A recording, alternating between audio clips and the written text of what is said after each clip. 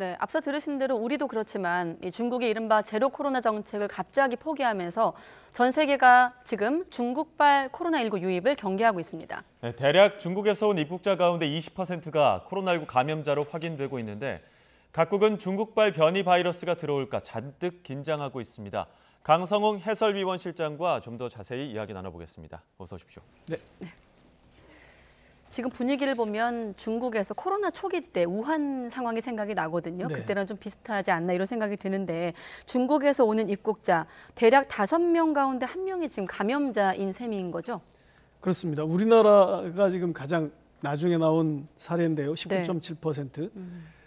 단기 체류하는 사람을 대상으로 한 겁니다, 이게. 예. 장기 체류는 이제 일단은 장기 체류니까 자기 집이라든지 주거지에 가서 거기서 PCR 검사를 하거든요. 근데 공항에서 검사한 사람이 309명이 어제 도착했는데 이 사람들을 즉시 내리자마자 검사를 해보니까 61명이 감염됐더라. 네. 그래서 이제 20% 정도가 대략 된다 이렇게 보는데 타이완에서 1일 날 이런 비슷한 검사를 했습니다. 예. 그랬더니 534명 중에 146명, 약 27%가 양성으로 나왔습니다. 그러니까 그때는 더 많았죠. 네. 더 놀라운 숫자도 있습니다. 26일, 한 일주일 전인데요.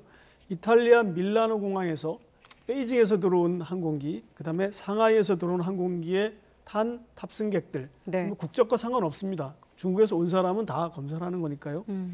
그랬더니 베이징에서 온 탑승객 가운데 38%, 상하이는 절반이 넘는 52%가 양성으로 나왔습니다. 그럼 그 비행기에 탄 사람 중에 2명 중에 1명은? 맞습니다. 네, 뭐 확진자라는 그럴 수밖에 얘기네요. 없습니다. 네. 지금 뭐 그 베이징에 감염된 사람이 뭐 80%다 이런 얘기도 있으니까요. 표본이 다르고 그리고 또 어느 지역에서 이 비행기가 출발했느냐, 중국이 워낙 넓으니까요. 네. 거기에 따라 좀 차이는 나는데 우리나라의 최근 수치를 보면 20%다 이렇게 알 수가 있고요. 이게 하나 이제 주의해야 될 점은 이게 그 PCR 음성 확인서를 받지 않고 확인하지 않고 태운 사람들이기 때문에 이렇게 많이 나오는 겁니다. 예. 이걸 만약에 시행하면 좀 달라지겠죠. 네. 그런데 지금 다른 나라들도 그렇고 중국발 입국자 감염이 심각한 곳이 많은데 그러다 보니까 각국도 검역을 좀 강화하고 있습니다. 네. 그런데 아예 그 입국을 금지하고 있는 나라도 있습니까? 네, 일찌감치 이 모로코라는 나라가 오늘부터 중국발 뭐 내국인이든 외국인이든 상관없습니다. 중국에서 들어오는 비행기에서 내린 사람 들어오지 못하겠습니다. 이 모로코가 왜 이렇게 했을까 좀 궁금하긴 했는데 네. 이 정부에서는 중국과의 어떤 협력 문제는 아니다. 다만 이제 내부 방역을 위해서 우리가 이렇게 하는 거다 이렇게 얘기를 했는데 예. 정확한 건 알 수가 없어요. 이게 외교적인 문제가 있거나 아니면 준비가 안 됐다 이런 얘기도 될 수 있고요. 모로코는 뭐 중국인 관광객들이 또 많이 가는 곳이라 이렇게 또 쉽게 그 입국 금지하기도 어려운 처지인데 왜 그런지 좀 의문이 남습니다. 우리가 많이 알고 있는 이제 미국이 굉장히 단호하게 입국 제한을 했고요. 캐나다, 호주, 영국, 프랑스, 이탈리아, 스페인 이런 이제 미국과 서방 국가들이 주로 했어요. 그리고 이제 인도, 그다음 일본, 그리고 우리나라, 말레이시아, 카타르, 앞서 말씀드린 모로코가 가장 강하게 했고 네. 타이완도 사실상 우리나라와 비슷한 조치를 취하고 있습니다. PCR 검사를 이제 의무화했고 약간의 그 여유 기간을 줘서 미국도 5일부터는 이제 홍콩과 마카오에서 들어온 사람들도 양성이면 안 된다. 그러니까 미리 음성을 받아오라는 얘기죠. 우리나라는 이제 5일부터 음성을 확인해야 태울 수 있고요. 네. 현재 이제 단기 체류자의 경우 만약에 양성이 나오면 국내에서 일주일간 격리를 하게 돼 있습니다. 네. 네. 자, 그렇군요. 자, 그런데 모로코 같은 나라들은 관계나 외교보다는 방역에 좀 방점을 찍은 것 같은데 독일 같은 경우는 지금 또 입국 규제를 하지 않고 있거든요. 또 반대로 이런 외교적인 측면을 고려한 조치일까요? 그럴 것 같습니다. 네. 이게 독일의 지금 연립 여당 3당이 이제 하나의 정부를 구성하고 있는데 네. 굉장히 중국하고 좀 발빠른 협력 회복, 협력의 복원을 노리고 있습니다. 네. 독일 경제가 굉장히 안 좋기 때문이라고 이런 분석이 많이 나오는데요. 독일 사회민주당이 이제 이 주축인데 연립 여당의 그 보건 담당 원내 대변인이 이런 말을 했습니다. 중국 상황을 예의주시해야 하는 건 사실이지만 현재로서는 입국을 제한하는 건 부적절하다. 그러니까 뭐 특히 중국에서 온 비행기만 이렇게 딱 핀셋으로 뽑아가지고 이렇게 제한을 두는 것 그럴 필요는 없다 이렇게 보는 거고요. 녹색당이 지금 연립 여당인데 그쪽에서도 이거는 좀 상징적인 정치행위 아니냐. 또 의학적으로는 그럴 필요가 없다. 그냥 마스크를 쓰자 이런 얘기를 했습니다. 네. 그러나 이제 반대하는 사람도 있죠. 야당에서는 이거는 좀 국내 사람들에게 그 희생을 전가하는 행위 아니냐. 뭐 장거리 여행을 하는 국민들에게는 독일 국민들은 아직도 마스크를 써야 된다 이렇게 규정을 하고 있나 봅니다. 그런데 네. 중국에 입국하는 사람 분명히 이렇게 20% 이상 뭐 최대 50%까지 감염이 돼서 들어오는데 PCR을 면제한다? 이거는 좀 앞뒤가 맞지 않다. 이렇게 이제 야당에서는 반대를 한다고 합니다. 스위스도 지금 아직 입국 제한을 할 생각은 없다. 이렇게 얘기를 했습니다. 앞서 최소 14개 나라 정도가 방역을 강화하고 있다 이렇게 말씀해 주셨는데 우리나라의 방역 상황을 보면 어떻게 보면 독일이나 스위스랑 비교했을 때는 대응 강도가 높은 편 아닙니까? 그렇죠. 우리나라는 좀 단호한 편이죠. 이 부분에 대해서는 스위스나 독일에 비하면 단호한데 예. 이게 이제 어느 정도 지나면 대부분 그렇게 단호하게 하기는 어려울 거라고 저는 예상을 합니다. 왜냐하면 이제 중국에서 방역 장벽이 형성돼서 면역이 되면 이제 그 음성이 많이 나오게 되기 때문에 그런 건데요. 예. 그러나 이제 이렇게 각국 대부분 선진국들이 이렇게 예민하게 반응하고 제한을 두는 데는 그만한 이유가 있는 겁니다. 예를 들어서 중국이 과거에 뭐 지난달까지만 해도 했었을 텐데 이 방역을 했던 걸 기억하면 중국은 모든 사람을 다 버스에 태워서 3주 동안 혹은 뭐 줄어서 2주나 1주 동안 시설에다 격리를 시키고 밥도 지급하고 돈은 자기가 내게 했습니다. 네. 그런 식으로 했기 때문에 중국이 이제 그런 식의 방역을 했기 때문에 미국이나 이제 이 유럽 같은 국가, 우리나라도 마찬가지입니다만 작은 어떤 그런 거에도 민감하게 반응할 수밖에 없는데요. 다만 이제 전문가들 말씀을 들어보면 이걸 뭐 감정적으로 혹은 뭐 눈에는 눈, 이에는 이 이렇게 대응하는 것보다는 과학적으로 접근할 필요가 있다는 것에는 동일한 것 같습니다. 그러니까 지금 이렇게 그 감염자가 특정 국가에서 어느 정도 들어온다고 해서 그거를 굉장히 단호하게 벽을 치듯이 막는 것보다는 변이 바이러스를 가지고 오느냐 안 가지고 오느냐를 주시해서 봐야 된다. 예. 그게 굉장히 중요하다. 이렇게 얘기를 하는 것 같습니다. 네. 네. 자, 이런 분위기에 대해서 정작 중국 정부의 입장은 어떻습니까? 중국 정부 입장은 좀 이런 외국의 그 사정들을 충분히 이해하지 못하는 것 같습니다. 예를 들어서 각국의 방역 조치는 과학적이고 적정해야 된다. 근데 사실 중국이 한 것을 보면 적정하지 않았던 경우가 굉장히 많습니다. 예. 이렇게 얘기를 했고 또 각국 국민의 차별이 없어야 된다. 이것은 뭐 어떤 나라든 같은 얘기를 할 수 있을 것 같고요. 또 정상적인 인적 교류와 협력에 영향을 주면 안 된다. 이렇게 얘기를 했는데 지금 많은 사람들이 잊고 있는데 중국에 드나드는 비행기가 과거에 100대가 드나들었다면 지금은 5대밖에 못 드나듭니다. 네. 예. 중국 자체가 아직도 이걸 안 풀고 있고 지금 조금씩 풀고 있는 과정인데 무슨 말씀을 드리고 싶으냐면 중국 자체가 과도하게 문을 막았다는 점을 중국이 스스로 아직 이해를 하지 않고 하는 말인 것 같습니다. 그런데 내부적으로 봤을 때는 어느 정도 그 문을 좀 열어두지 않았습니까? 지금 이 코로나 상황, 중국 내부의 코로나 상황은 어떻습니까?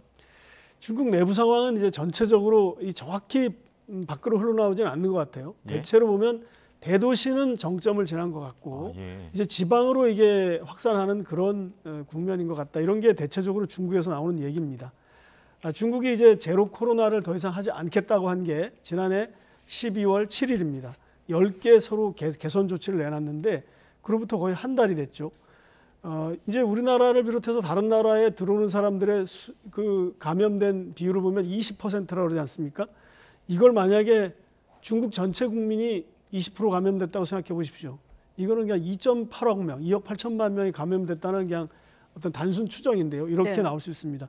굉장한 지금 어떤 그 고비를 향해서 달려가고 있거나 일부 지역은 고비를 넘었거나 이런 상황인데 아마도 많은 병원에서 발열 환자들이 계속 쇄도를 하고 있고 병원 바닥에서 누워서 치료를 받거나 의료진들이 굉장히 지쳐있는 이런 상황일 것이 틀림없고요. 네. 다만 이제 베이징 같은 대도시에 있는 분들하고 통화를 해보면 많은 사람들이 이제 걸렸다.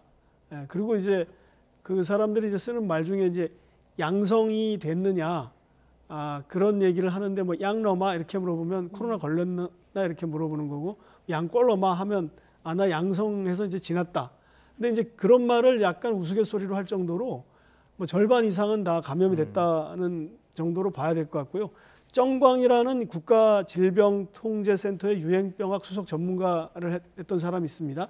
이 사람이 굉장히 많은 말들을 지난 2년간 했는데 지난 29일에 이런 말을 했어요. 베이징 감염자가 이미 80%를 넘은 것 같다. 이렇게 추정을 하고 있어요. 그러니까 베이징이라든지 상하이, 광저우, 선전 이런 대도시는 많은 사람들이 걸렸고 이게 이제 지방으로 갈 텐데 지방으로 가는 기폭제가 되는 게 22일 날 이제 우리로 이제 설날 그 명절인데요. 사실 3주 전부터 농민공들이 수억 명이 이동을 하기 시작합니다. 그렇기 때문에 이제 굉장히 빠른 속도로 중국 전역으로 번질 것 같고요. 이렇게 되면은 이제 지방에 의료진이 부족하고 병상이 부족하기 때문에 이게 어떻게 될지 조금 하나의 큰 변수가 될 수 있다 이렇게 생각합니다. 네, 중국도 인정한 대로 모두가 아는 사실입니다만 인구 대국입니다. 그렇다 보니 지금 전 세계가 긴장하고 있기 때문에 중국 내부의 어떤 방역 관련 지표, 통계도 좀 정확해야 할 텐데 일단 뭐 100만 명이 사망자가 넘을 것으로 예상되는 상황인데 집계는 좀 어떻게 이루어지고 있습니까? 통계를 아직 아예 내지 않고 있습니다. 제가 이제 국가위생건강위원회 사이트를 들어가 보니까 12월 25일자 공지문이 마지막이었습니다. 그날도 통계를 낸 게 아니라 설명 이렇게 써놓고 앞으로 통계를 내지 않겠다. 간간히 질병통제센터에서 설명을 하겠다 이제 이런 식으로 했는데 이게 굉장히 좀 서구나 외부 세계에 어떤 의문을 거두지 못하게 하는 원인이 되는 거죠. 한국 같은 경우 이제 뭐 보더라도 어제 자정을 기준 2일 0시를 기준으로 위중증이 637명이다. 병상 가동률은 42.2%다. 이렇게 대체로 좀 이런 걸 발표를 하거든요. 그러면 전 국민이 지표를 알 수가 있기 때문에 어느 정도 거기 대응할 수 있고 안심할 수 있고 걱정할 수 있고 이럴 수가 있는데 중국은 통계를 내놓지 않고 있어요. 심지어 이제 중국의 합동 방역 기구 전문가 이 사람 퉁자오 후이라는 사람이 CCTV에 지난 주말에 인터뷰를 했어요. 그걸 이렇게 보니까 기자가 이렇게 물어봤습니다. 주변에 노인들이 숨진다는 얘기가 많이 들리는데 그거 어떻게 생각합니까? 이렇게 해서 이제 노인 사망 문제를 질문을 했더니 이 전문가가 그걸 부정할 수 없다 이렇게 인정을 했죠. 이 전문가들이 이제 관변 전문가들입니다 대부분. 이 사람들도 인정을 했고 그러나 동시에 하는 말이 그래도 주변에 많이 좋아졌다는 얘기를 듣지 않느냐. 말하자면 이제 좀 밖에 나갈 수도 있으니 많은 사람들이 이득도 보고 있다 이렇게 얘기를 했습니다. 그래서 이제 이 사람 얘기를 더 들어보니까 현재는 PCR 검사를 완전히 포기했기 때문에 집계 자체가 어려워서 분모가 몇인지 모르기 때문에 이 어떤 비율을 낼 수가 없다 이렇게 얘기를 했습니다. 뭐 사망자 통계도 안 되고 또 어떤 그 치명률이라고 하는 그 사망률 통계도 안 되고요. 이런 것이 안 되기 때문에 어떤 통계도 지금 뭐 정확히 알 수 없는 그런 상황이죠. 가끔 이렇게 전문가들이 추정치를 얘기하는 정도인데 참고로 이제 제가 추정하는 숫자 중에 하나는 미국 인구가 3억 4천만 명 정도 됩니다. 미국의 의료 수준에서 여기도 약간 방역을 조밀조밀하게 못했죠. 여기서 사망자가 100만 명이 넘습니다. 누적 사망자가. 그러니까 중국은 인구가 14억으로 따지면 굉장히 많은 사람이 사망할 것으로 추정이 되는데 아마도 이렇게 발표를 안 하면 만약에 이렇게 될 것 같습니다. 중국의 인구 중에 매년 1,000만 명 정도가 새로 출생을 하고 매년 1,000만 명 정도가 사망을 합니다. 그 차가 이제 인구의 어떤 증가 비율인 증가 수인데 아마도 내년 1월 달에 나올 중국 인구 통계에서 올해 이 코로나19 누적 사망자가 포함돼서 발표가 되지 않을까. 그러나 명시하지 않을 겁니다. 사망자가 굉장히 늘었다 이렇게 될 것 같습니다. 네, 알겠습니다. 뭐 시간은 30초밖에 안 남았는데 그래도 중요한 질문일 것 같아서 드리면 그럼 사망자가 많이 나와도 방역을 다 풀겠다는 겁니까? 좀 짧게 질문 드리면요. 맞습니다. 지금 뭐 경제가 더 급하다고 판단을 한 거죠. 그러니까 제가 여기서 주목하는 거는 중국은 그동안 계속 인민지상, 생명지상, 인민의 생명이 무엇보다 중요하다. 그렇기 때문에 극단적인 봉쇄를 할 수밖에 없다고 했는데 매우 좀 반대 상황이 됐죠. 인민의 생명은 지키지 못하고 경제로 목표를 바꾸는 그런 극단적인 정책 전환이 이루어졌다는 것. 그것을 좀 주목해야 될 것 같습니다. 네, 알겠습니다. 강성우 해설위원 실장과 함께 코로나19 중국을 좀 중심으로 알아봤습니다. 고맙습니다. 네.